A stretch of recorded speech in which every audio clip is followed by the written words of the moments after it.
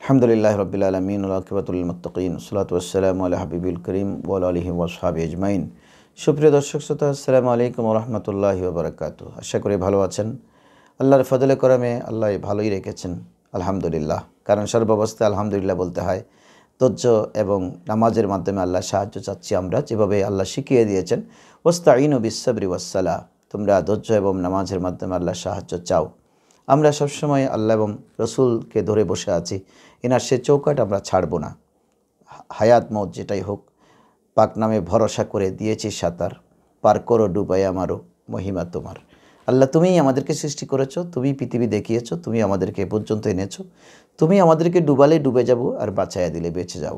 এটাই ওখানে আমাদের শেষ কথা। তবে একটি কথা হচ্ছে যে আমাদের রসুল করিম সাল্লাল্লাহু আলাইহি ওয়াসাল্লামের নির্দেশনা কিন্তু আমাদের সব ক্ষেত্রে মেনে চলতে হবে। এখন মহামারী আসলে রসুল কি বলেছেন?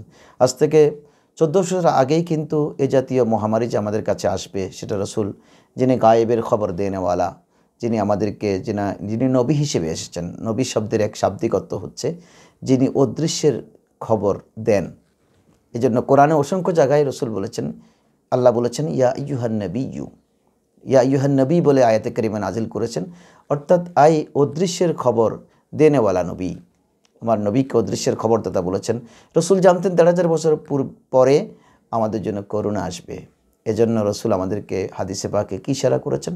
এটা বুখারী শরীফের হাদিসে এসেছে, বুখারী শরীফের 5739 নম্বর হাদিস। পাশাপাশি এটা মুসলিম শরীফের হাদিসটি এসেছে 2219 নম্বর হাদিস মুসলিম শরীফের। বুখারী শরীফ মনে রাখবেন, বুখারী শরীফের 5739, সহিহ মুসলিম শরীফের 2219। এই হাদিসে রসুল করিম সাল্লাল্লাহু আলাইহি ওয়াসাল্লাম বলেছেন যে তোমাদের কাছে যখন কোনো মহামারী আসে, তখন তুমি যে শহরে আছো সে শহর থেকে বের হবা না, আর পাশাপাশি অন্য শহরে যারা আছো তারা ওখান থেকে এই শহরে আসবা না। অর্থাৎ আপন আপন জায়গায় তোমরা স্থির থাকবা। যেমন আমরা যারা চট্টগ্রামে আছি, আমরা বরিশাল যাব না। বরিশালে যারা আছেন ওরা চট্টগ্রামে আসবেন না। রাজশাহীতে যিনি আছেন উনি ঢাকা আসবেন না, ঢাকায় যিনি আছেন উনি রাজশাহী যাবেন না। কারণ রসুল কেন মানা করেছেন, এটার মধ্যে হেকমত আছে। আমার রসুলের প্রতিটি কথা কিন্তু হেকমতপূর্ণ। রসুল সমস্ত সায়েন্টিস্টদের বড় সায়েন্টিস্ট, রসুল সমস্ত মেডিকেল সায়েন্টিস্টদের সবচেয়ে বড় বিজ্ঞানী। আমার রসুলের মতো বিজ্ঞানী পৃথিবীর জমিনে আসেননি। রসুল বলেছেন, দেখেন মহামারী সংক্রমিত হবে, এই জন্য রসুল বলেছেন তুমি যেখানে আছো সেখানে থাকো, তোমার শহরে এটা এফেক্টেড হলো তুমি ধৈর্য দান করে থেকে যাও, তুমি নতুন কোনো শহরে যাবা না। ওইটা এফেক্টেড হোক বা না হোক, যদি হয়ে থাকে তুমি সংক্রমিত হবা, আর না হলে তুমি এখান থেকে এটা নিয়ে যাবা ক্যারি করে। তাহলে যে এলাকাতে এটা বিস্তার ঘটেনি সে এলাকায় বিস্তার ঘটে যাবে।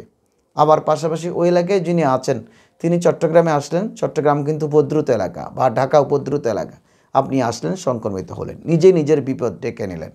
কিন্তু সেক্ষেত্রে একটি দুঃখের বিষয়, আজকে সরকার ইতিমধ্যে ঘোষণা দিয়েছেন 26 তারিখ থেকে 4 তারিখ পর্যন্ত সকল অফিস আদালত বন্ধ হতে পারে। বিজিএমই থেকে নির্দেশনা আসবে, শীঘ্রই গার্মেন্টসও বন্ধ হয়ে যাবে। সমস্ত মেল ফ্যাক্টরি, ইন্ডাস্ট্রি, শিক্ষা প্রতিষ্ঠান তো ইতিমধ্যে বন্ধ হয়ে গেছে। শপিং মল, বড় বড় শপিং মার্কেট বন্ধ হয়ে যাবে। শুধুমাত্র ফার্মেসি, মুদির দোকান, নিত্য প্রয়োজনীয় মানুষ যেখান থেকে কিনবে ওগুলো খোলা থাকবে। এই নির্দেশনা আসবার পাশাপাশি কিন্তু আজকে সন্ধ্যায় কিন্তু আর কোথাও খালি জায়গা নেই। লঞ্চ, স্টিমার, ট্রেন, বাস সবখানে গ্যাদারিং করে সবাই ঈদের ছুটি পাইছে মতো গাট্টি গোট্টা নিয়ে দেখলাম বাড়ির দিকে ছুটছেন। কিন্তু আমরা কিন্তু নির্দেশনা মানছি না। সরকার এই জন্য কিন্তু আপনাকে বন্ধ দেয়নি, বন্ধ দিয়েছেন আপনি আপন ঘরে থাকবেন। আপাতত আপনি মা বাবার কাছে না যান 10-12 দিন, 14 দিন। এই সংকট আমরা দেখিনি, এটা তো স্থায়ী হবে না, চলে যাবে। কিন্তু আপনি এই শহর থেকে ছুটছেন আপনার বাচ্চা কাচ্চা নিয়ে আপনার গ্রামের বাড়িতে। সবাই মনে করতেছেন মরলে গ্রামের বাড়িতে মরব। মৃত্যু কিন্তু আসলে আপনার গ্রামেও আসবে, শহরেও আসবে। আপনার মৃত্যু যেখানে অবধারিত সেখানে যেতে হবে। কিন্তু আপনি রসুলের নির্দেশনা মানছেন না। এটা সরকারের ফরমান না শুধু, এটা আমার আকা সররে মুস্তাফা সাল্লাল্লাহু আলাইহি ওয়াসাল্লামের ফরমান। ইনি বলেছেন তুমি যে শহরে আছো, এটা বুখারী মুসলিম অর্থাৎ দুনো এই হাদিসের অনবদ্য গ্রন্থে হাদিসটি এসেছে। রসুল বলেছেন তুমি যদি যে শহরে আছো সেই শহর সংক্রমিত হলে সেখানে অবস্থান করো, ধৈর্য ধারণ করো, আর কোথাও যাবা না, আর অন্য শহরের মানুষ সেই শহরে আসবা না। কিন্তু এখন ট্রেন, বাস, স্টিমার, লঞ্চ সবখানেই কিন্তু ঈদের আমেজ আজ সন্ধ্যায় দেখলাম টেলিভিশনের পর্দায় যে মানুষ দলে দলে শুধু বাড়ির দিকে ছুটছে। না, এটা ঠিক না। আমি আপনাদেরকে বলবো এখানে স্টপ, আর যাবেন না, এক পায়ে গুবেন না। এখন মোবাইলের যুগ, আপনি মোবাইল করে আত্মীয়স্বজনের খোঁজখবর নেবেন, তাদেরকে বলুন ধৈর্য ধারণ করবার জন্য। টাকা পয়সা পাঠাতে হলে আপনি ব্যাংকে, বিকাশে যে কোনোভাবে আপনি পাঠাতে পারেন, ওদের জন্য পাঠিয়ে দেন। বা ওখান থেকে টাকা পয়সা আনতে হলে আপনি আনাবার ব্যবস্থা করেন, কারণ আমাদেরকে তো বেঁচে থাকতে হবে, ডাল ভাত খেয়ে, আলু ভর্তা, ডাল এগুলো খেয়ে বেঁচে থাকতে হবে। সেক্ষেত্রে আপনি আপন শহরে কিন্তু আপনি স্টে করতে হবে, এখান থেকে আপনি নড়বেন না। নড়লে কিন্তু এটা পুরো দেশে দ্রুত ছড়িয়ে পড়বে। আমি আইনশৃঙ্খলা বাহিনীকে বলবো যে আপনারা কাউকে যেতে দেবেন না। পাশাপাশি লঞ্চ, স্টিমার, বাস সব কিছু বন্ধ করে দেন। শাটডাউন যখন করেছেন, লকডাউন যখন করেছেন, লকডাউন সব কিছু করে দিতে হবে, এনার যেন যেতে না পারে। আরেকটা কাজ করবেন, আমি আপনাদেরকে অনুরোধ করবো আইনশৃঙ্খলা বাহিনীকে, উনি গিয়ে রাজশাহী পৌঁছার পর ওনাকে কোয়ারেন্টাইনে নিয়ে যান। উনি বাকিদেরকে খবর দিবে আর না যাওয়ার জন্য, কারণ যাচ্ছিলেন বাড়িতে, বাড়িতে আর যাওয়া হবে না, কোয়ারেন্টাইনে। ঢাকা থেকে নড়লেই কিন্তু তাকে ধরে আপনি কোয়ারেন্টাইনে নিয়ে যান। আমরা তো কেউ যাচ্ছি না। আমার মা নিজে গ্রাম থেকে আমি নিয়ে আসবো একবার চিন্তা করেছি, আবার বলছি না, মা আমার ভাইদের কাছে থাক, যেখানে আছে সেখানে থাক। আল্লাহ না করুক যদি সংক্রমিত হয়নি, বৃদ্ধ মানুষ, তাহলে ভাইরা বলবে তুমি নিয়ে যাওয়াতে সংক্রমিত হয়েছে, আম্মা ওখানে থাক। আর আমিও আম্মাকে দেখে এসেছি, আম্মাকে বলেছি আর কতদিন আসতে পারবো আমি জানি না, যদি এই পরিস্থিতি স্বাভাবিক হয় তখন আসবো, মা তুমি দোয়া করিও, কোনো চিন্তা করিও না, ইনশাআল্লাহ ফোনে যোগাযোগ হবে। এভাবে মা বাবার জন্য অনেকে কাঁদছেন, না মা বাবাকে আল্লাহর হাতে ছেড়ে দেন। নিজের ছেলে মেয়ে পরিবার আছে মনে করছেন তাদের কাছে চলে যাই না, তাদেরকে বলুন আমি আসলে সংক্রমিত হয়ে গেলে তো সব শেষ। ওনাদেরকে বলুন যে আপনি ছেলে মেয়ে নিয়ে তুমি থাকো, আমি বিকাশে তোমার জন্য টাকা পাঠিয়ে দিচ্ছি। আল্লাহর উপর ভরসা করো, নামাজ কালাম পড়ো, আল্লাহর কাছে দোয়া করো। সেজন্য হাদিসের উপর অনুসরণ করবার জন্য বলবো যে যেখানে আছেন সেখানে থাকবেন, কেউ আপন আপন জায়গা ছেড়ে যায়েন না।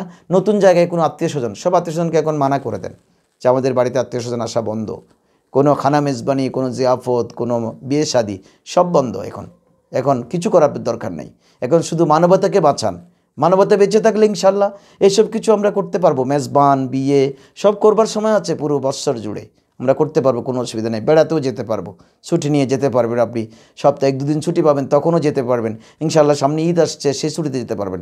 এখন কিন্তু কোথাও নড়বেন না। আমি একজন ধর্মীয় চিন্তাশীল মানুষ বা ধর্মের একজন খাদেম হিসেবে রসুলুল্লাহ দুটো হাদিস আপনাদের সামনে বলেছি, যে বুখারী মুসলিমের সে হাদিস বলেছি। রসুল বলছেন মহামারী আসলে তোমরা আপন আপন শহরে অবস্থান করো, রসুলের নির্দেশনা মেনে চলুন, ইনশাআল্লাহ বিপদ কেটে যাবে, করুণা চলে যাবে।